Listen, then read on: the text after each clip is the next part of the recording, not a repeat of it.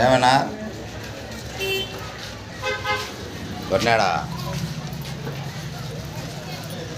నా చక్కెర పేయలేదనే దానికి ఇంత దానం చేయాల్సిన అవసరంలే. 5-6 వీధులను పంచినాడు. ఏమయ్యా పంచలేదని 13వ తారీఖుని అడిగినందుకు పంచుతాం 10వ తారీఖు అన్నాడు. ఇంతవరకు పంచలే. పంచనందుకు ఈరోజు ఎంఆర్ఓ గారిపై కంప్లైంట్ చేయడం జరిగింది. ఉదయం వచ్చేసి కలెక్టర్ గారికి ఇవ్వడం జరిగింది. దానికోసం ఈ విధంగా దాడి చేయడం అనేది సరైనది కాదు. స్టూడెంట్ పొలగొట్టి ఇది చేయాల్సిన అవసరంలే.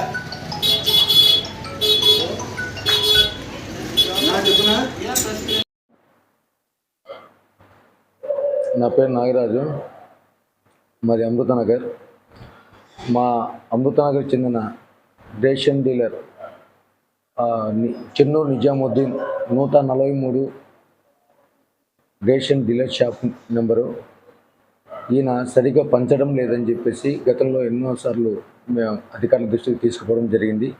అలాగే ఈ నెల కూడా చక్కెర పంచకపోతే ఎందుకు పంచలేదని అడిగినందుకు నాకు ఈ విధంగా చేయడం జరిగింది. ఈరోజు దౌర్జన్యంగా నా స్టూడెంట్ పలకొట్టి కెమెరాను 2 సిస్టాలు పలకొట్టి నేను చంపుతా ఇదే అని చెప్పి ఆ గొడవలందుకు తీసుకొని ఇచ్చేయడం జరిగింది.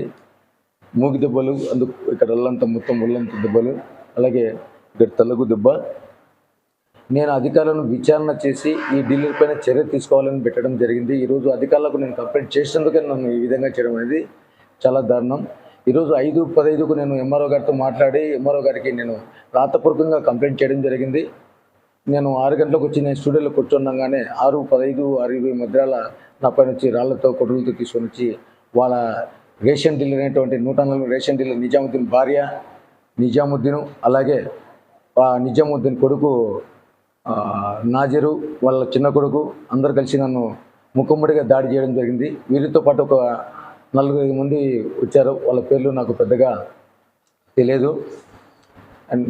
దాదాపు నాకు 2 లక్షల నుంచి 3 లక్షల వరకు నష్టం చేసినారు. స్టూడియో పగలగొట్టి 2 కెమెరాలు, ఒక కెమెరా, 2 సిస్టాలు, ఒక ప్రింటరు పగలగొట్టడం జరిగింది. ఇది చాలా దారుణం. ప్రశ్నించకూడదా? ప్రశ్నిస్తే చంపుతాం అని చెప్పి వీరుచితంగా చేస్తున్నాడు.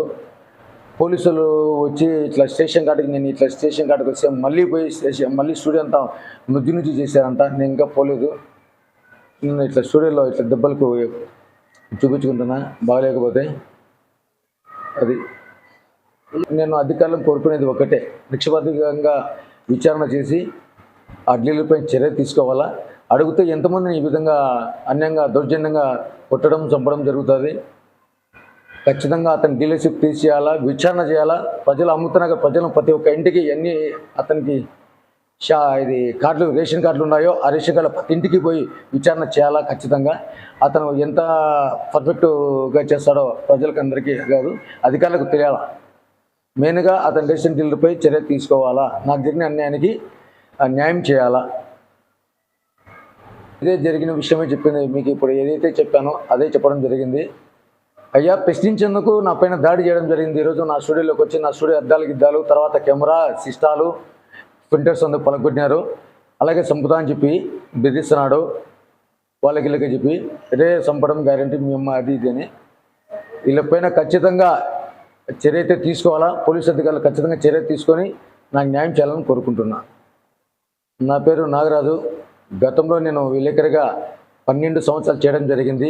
ఏబీఎన్ ఆంధ్రజ్యోతి, అలాగే 10 టీవీ, మున్సిప్ టీవీ ఛానల్లో పనిచేశాను. కాబట్టి సమస్యలు ఎక్కడన్నా స్థానికంగా జరిగితే ఆ సమస్యల్ని